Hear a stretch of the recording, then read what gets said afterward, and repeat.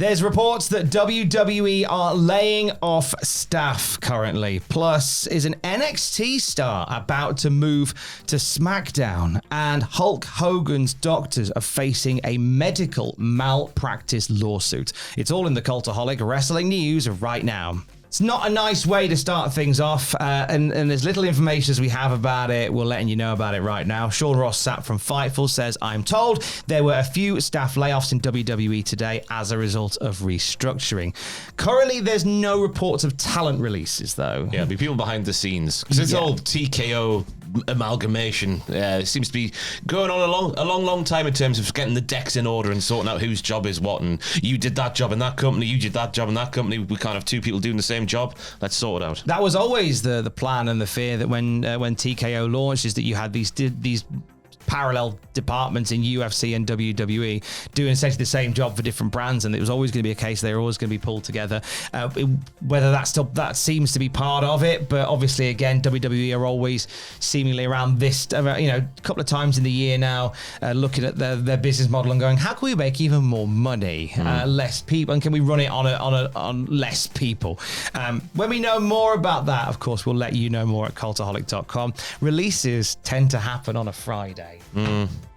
Just putting that out into the world. Just one to keep tabs on. I don't like keeping tabs on it, one to keep tabs on. But some good news from the roster comes from WrestleVotes today, and it pertains to a certain partnership that is blooming in NXT. Yes. This is what WrestleVotes had to say here, and several people within WWE would like to see the current pairing of Chelsea Green and NXT North American champion Ethan Page appear on SmackDown in the near future, as their chemistry on NXT TV has impressed many. Additionally, some believe the newly minted Canadian faction will quickly establish Page as a key player, and I wholeheartedly condone that message. You watch the feud going on right now with the Americans versus the Canadians in NXT. They had obviously Heatwave in America, but the Canadians, who should be booed traditionally in that storyline with it being in America, or the match being held in America, they were cheered out the building while the Americans were greeted with apathy. Yeah. Which is, I guess you could say a little bit of that is they're brand new. Obviously Chelsea Green, Ethan Page, way more established names, but also way more entertaining names as well. Chelsea Green has been beloved since she came back, and then when WWE Unreal came out and we saw her story arc of inviting all her family to Survivor Series only to find out she's not been booked, it just made people love her all the more. And then she got the Women's US title and it made us love her all the more. She's somebody that every time she's given something, she absolutely runs with it and makes gold out of it, and she's doing it again here with Ethan Page, who I feel needed that little bit of clear direction on NXT. Yeah. And I think this push of like the Canadian North American champion with Chelsea Green there in the Secret Service, this is exactly what's needed. The moment I knew this was really clicking was when I went on Chelsea Green's, I think it was her TikTok, where she'd done the Celine Dion. It's all coming back to me now. We're going to do it later. Yeah. And it was that where she was miming along to Celine Dion as Ethan Page was holding the leaf blower. Yeah. And I was like, these two just work. Yeah. This is great. They just get it. They just get it. Proper solid mid-card act. And of course, Ethan Page especially has shown when he gets super serious, he's obviously a former NXT champion. He can go to the top of the card as well. But I think in his case in particular, he's just been a sort of victim of the NXT male roster not being fleshed out well enough. Yeah. I think he would have been on the main roster by now if they'd built more stars around him, but they just haven't, so they've had to keep him around there in NXT. It's been a real issue with that men's roster on the NXT side of things, but he's been doing great things already. There was some conversation, I'm sure I'd heard some sort of rumour about him possibly joining the Vision. Yeah.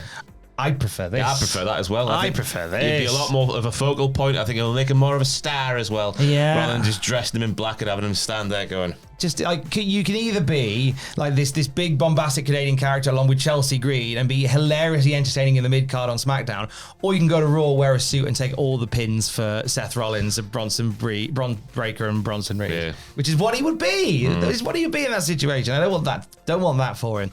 A little curio from TNA. Yesterday, they uploaded onto their YouTube channel Hulk Hogan's final match, and that took place in Manchester, Tom. Which you'll learn on the Cultaholic Wrestling podcast tonight. Is Tom's Favourite place in the world. I just sprinkled in some factoids about the UK tour, and just for being handsome and kind, Matthew and Ross bullied me for 2.5 hours. He loves Manchester. I don't mind Manchester. But ironically, Hulk Hogan's last match took place in Manchester. It was at the TNA tour, and it came off the back of Bobby Roode versus Samoa Joe for the TNA title, and then we had this impromptu 6-man tag where Sting and James Storm needed a teammate, and here came Hulk Hogan in jeans and a Hulk Hogan shirt. To do the thing.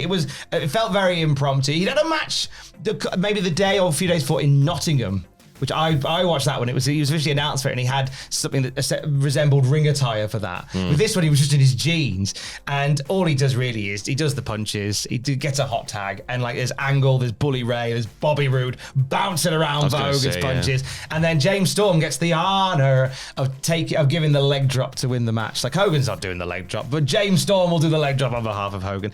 It's a curio that exists on the channel. Obviously, it comes in the wake of Hulk Hogan's passing from back in May. A story coming out of that suggests that there's going to be more that comes from the death of Terry Bollea. That's after a report from TMZ Sports. Yeah, from TMZ Sports. They're saying that Hulk Hogan's widow, Sky Daly, is planning to file a lawsuit against one of Hogan's doctors and others for medical malpractice. She says that led to his death. The suit, we're told, this is TMZ, of course, centered on the neck operation that Hulk underwent back in May. Sky first told us, TMZ, that she believes Hogan's phrenic nerve, which controls your breathing, was compromised during that procedure. Those issues are thought to have played a significant role in his ultimate demise at his Clearwater Beach, Florida home on July 24th. I said it was May, it was July.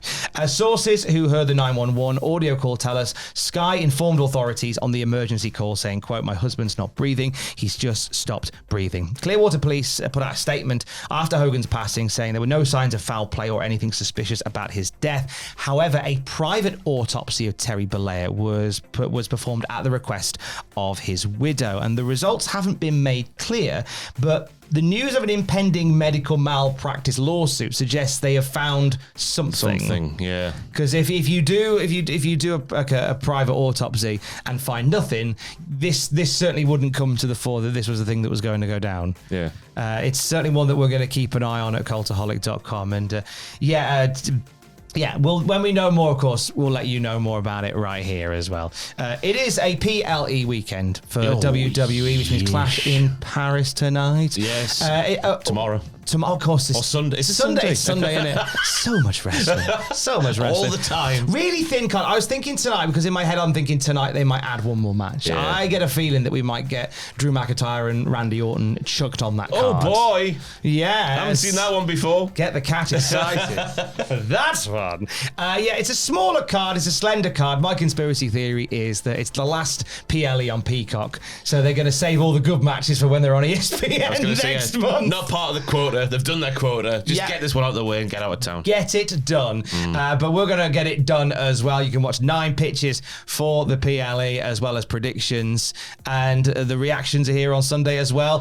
WTF, a double whammy WTF. Yeah, Monday for Vindor. WTF will be on the chat on the Patreon, I should say. On the Patreon from the $5 tier upwards, as will Clash in Paris a couple of days later. Me and Richard had a little hitch this Friday, so we can't get it done. Oh, no. Sorry. It's coming though, don't worry. It'll be with you before you know it. Hey, tonight on Twitch, it is Film Friday with Fraser Porter and Aidan Gibbons. They're watching wrestling and wrestling adjacent movies every single Friday. It's a good time.